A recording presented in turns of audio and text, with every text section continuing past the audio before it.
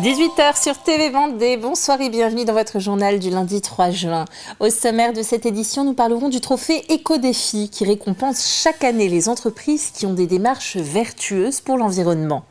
Les élections européennes, c'est ce dimanche. Les petites mains s'agitent pour que les professions de foi des candidats soient envoyées en temps et en heure aux électeurs. Enfin, juin, c'est le mois de la santé sexuelle. Au Bourg-sous-la-Roche, une matinée a été organisée à destination des étudiants pour aborder librement et sans tabou le sujet. Le trophée Éco-Défi récompense chaque année depuis 2017 les entreprises qui s'engagent en faveur de l'environnement. À Beaurepaire, dans le pays des herbiers, Stéphane Remigereau a choisi de réduire sa consommation de plastique. Pour cela, il a mis en place un système de consignes. Mathis Pires s'est rendu dans son épicerie. Stéphane dirige sa boucherie depuis 26 ans. Et depuis l'année dernière, sa façon de travailler a complètement changé. Chez lui, fini le plastique. On a mis en place depuis déjà maintenant peut-être un an déjà le système de boîtes consignées.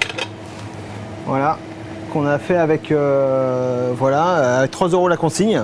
Et en fin de compte, donc soit on fait ça, soit les gens emmènent leur boîte. Moins d'emballage et plus de vaisselle réutilisable, c'est le défi qu'il s'est lancé.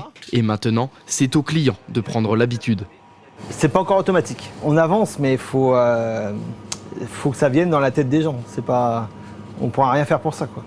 Seulement 20% de sa clientèle a adopté ce système. Parmi elles, Anne, elle est l'une des rares à venir équiper. Vous avez votre boîte, c'est bien. Alors c'est pour éviter tout ce qui est emballage, sur-emballage, papier, plastique, etc. Et puis moi en plus c'est pratique, je les mets directement dans mon frigo quand j'arrive à la maison. Et les efforts payent pour Stéphane, reconnu pour la première fois par Éco-Défi. Ce trophée récompense ses bonnes pratiques en faveur de l'environnement. Je suis très fier de l'avoir reçu, parce que ça montre qu'on a une démarche depuis quelques années de moins de déchets. Donc on est bien parti et on veut continuer à progresser. Ce soir-là, ils seront une dizaine à se voir offrir ce prix, inscrit à présent dans la longue liste des 112 entreprises engagées dans la transition écologique en Vendée. L'objectif, c'est d'accompagner les entreprises artisanales et commerçantes dans une démarche d'amélioration continue pour valoriser leurs bonnes pratiques et les aider à faire mieux avec moins. Pendant un an, Stéphane pourra exposer ce trophée dans sa boucherie, signe d'un engagement écologique. L'année prochaine, il compte bien le renouveler. On le laisse ici pour faire voir aux gens que voilà, on progresse. On progresse. C'est l'heure de la mise sous pli des professions de foi pour les élections européennes. Une mission assurée par la Poste après un appel d'offres de la préfecture. Plus d'une centaine de personnes recrutées via des agences d'intérim sont à l'ouvrage. En 5 jours, près de 560 000 enveloppes sortiront du centre Mediapost de Dompierre-sur-Yon pour que chaque électeur vendéen ait les documents dans la boîte aux lettres avant le jour du scrutin. Ce sera dimanche 9 juin. Tout doit être parti avant le mardi 4 juin. C'est un travail essentiel, comme je dis, ça participe à l'exercice de la démocratie. Donc nous envoyons la propagande qui est présentée, déposée par les différents candidats. On a 38 listes ici pour les européennes. 27 listes ont déposé de la propagande et l'objectif que nous devons partager, c'est de diffuser avant l'élection donc cette propagande aux électeurs. Et le 9 juin, votez bien sûr. Anne-Marie Coulon, présidente de l'Association des maires et présidente de communauté de Vendée, a annoncé ce jeudi qu'elle démissionnait de ses fonctions, un poste qu'elle occupait depuis 9 ans. La maire de Mouzeuil-Saint-Martin a justifié ce choix par son souhait de consacrer davantage de temps à sa famille et à ses proches. Dans un communiqué, elle précise rester au service de la Vendée à travers ses autres engagements, et notamment celui de conseillère départementale. Une quarantaine de représentants d'entreprises situés sur les parcs d'activités le long de la 2x2 voies route de Nantes se sont rassemblés dans les locaux de Cugnot Campus. Il s'agit de dessiner les contours d'un futur village d'entreprises. Alors le projet en est à ses prémices et tout reste à imaginer, mais les objectifs principaux sont d'amener davantage de coopération et de mutualisation entre entreprises voisines. L'idée aujourd'hui, c'est de leur expliquer un petit peu notre projet d'un petit groupe qui est déjà constitué, puisqu'on a travaillé avec d'autres entreprises au travers de l'association Rupture déjà sur des sujets. Et l'idée, c'est d'essayer de transposer maintenant une échelle plus grande, de fédérer les entreprises et puis de co-construire surtout. On n'a pas d'idée toute faite, on ne sait pas, c'est pas notre métier de créer ce genre de choses. Mais en tout cas, on a la volonté, envie de partager, coopérer et puis voir si avec nos voisins on a des valeurs communes, comment on peut s'entraider et comment on va pouvoir essayer d'avancer ensemble. À l'occasion du mois de la sexualité sans tabou, la Chambre des métiers et de l'artisanat a organisé une matinée éducative et constructive pour aborder librement la sexualité, le genre et la prévention sans jugement ni tabou. L'opportunité de développer des connaissances dans le domaine de la santé sexuelle pour bon nombre d'étudiants. Au Bourg-sous-la-Roche, retrouvons Mathis Pires.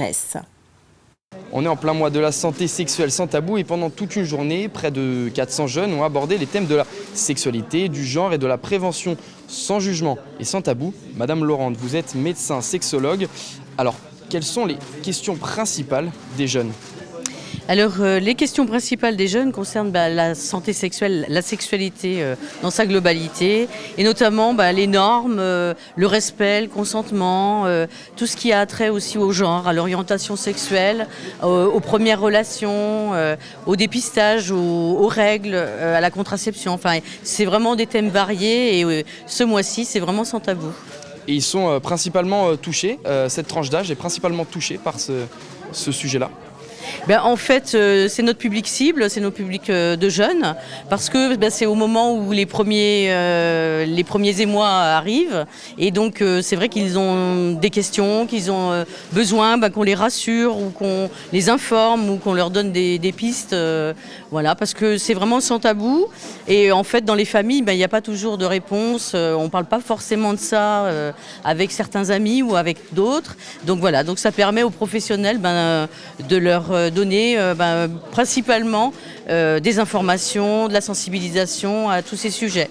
Et donc c'est pour ça que vous mettez en place chaque année le mois de la santé sexuelle sans tabou. Oui, tout à fait. Donc ça fait quelques années là qu'on a le mois de la santé sexuelle qui précède en fait la campagne de Santé publique France concernant les IST, le VIH et le dépistage. Et donc en fait l'année dernière et cette année, on a proposé en fait un spectacle avec Structure Trouble, qui est une troupe de Nantes, qui a fait un spectacle totalement dédié aux jeunes et sur lequel on a eu un droit de regard. Et donc on a pu faire passer plein de messages par ce spectacle. Et voilà, et ça se passe pendant le mois de mai, donc ils l'ont déjà joué plus d'une dizaine de fois ce mois-ci, voilà, et c'est jusqu'au 31 mai. Et le mois de la sexualité sans tabou, lui, se termine le 17 juin prochain. Merci Mathis Pires.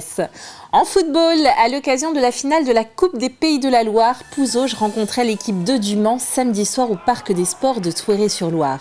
Malgré une très bonne entame de match marquée par plusieurs occasions, les Vendéens n'ont pas pu résister aux attaques des Sartois qui, lors de la première période, ont inscrit 2 buts par l'intermédiaire de leur numéro 9, Adam Hamoudi.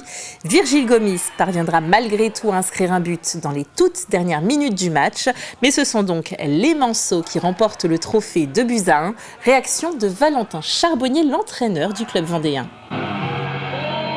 Beaucoup de frustration, beaucoup de déception ce soir par rapport au contenu du match. Parce que voilà, je pense qu'on aurait mérité quand même une autre issue par rapport à ce qu'on a proposé et par rapport au contenu. C'est un peu le football, hein, quand on marque pas, les autres s'en chargent. Aujourd'hui, ils s'en sont chargés de manière bien plus efficace que nous. Donc c'est malheureusement un peu à l'image de notre saison. On a maîtrisé pas mal de choses et on a été intéressant dans le contenu, mais on a manqué d'efficacité off et def, malgré qu'on soit procuré pas mal d'occasions. Mais c'est comme ça, il va falloir digérer, mais je suis fier du groupe parce que ce qu'on a proposé sur l'ensemble de la saison et aujourd'hui, c'est une réelle satisfaction pour moi.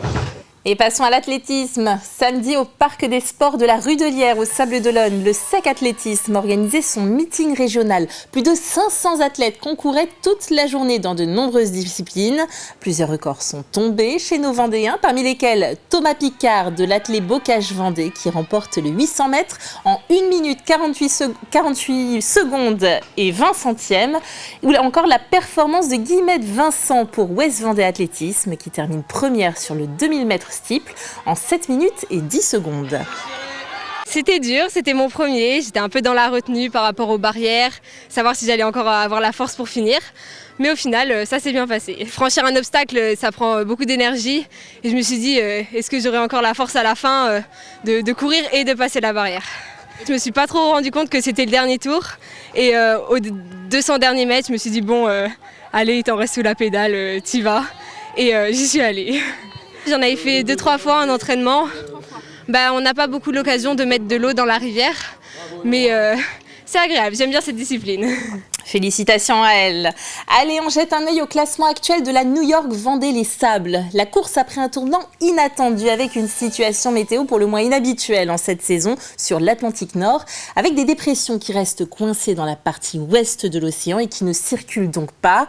Conséquence, des fenêtres qui s'ouvrent et se ferment en permanence. Joli casse-tête pour nos skippers. Boris Herman sur Malaysia Sea Explorer et Charlie Dalin de Massif Santé Prévoyance ont tiré en tout cas leur épingle du jeu en étant les seuls à passer à l'avant du front dépressionnaire. Ils filent désormais bien loin du reste de la troupe. Bien sûr, tout peut encore changer. L'arrivée des premiers se fera probablement dans la nuit du samedi au dimanche, annonce l'organisation. Retrouvez le journal de la New York Vendée sur TV Vendée bien sûr à 18h45. Mais la Vendée sera en effervescence dès demain avec le passage de la flamme olympique. Elle traversera 7 lieux emblématiques du département. On connaît désormais la liste de noms des porteurs. La joueuse de tennis Mathilde Rabalan sera la première.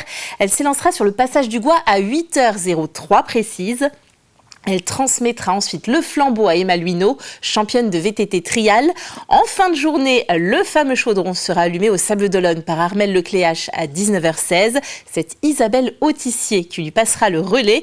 Notre journée de demain sur TV Vendée sera bien sûr consacrée à ce rendez-vous spécial. Dès le début de journée, en direct à partir de 7h dans une matinale spéciale et avec nos journalistes postés sur le long du passage de la flamme, nous vivrons tous ensemble ces moments uniques.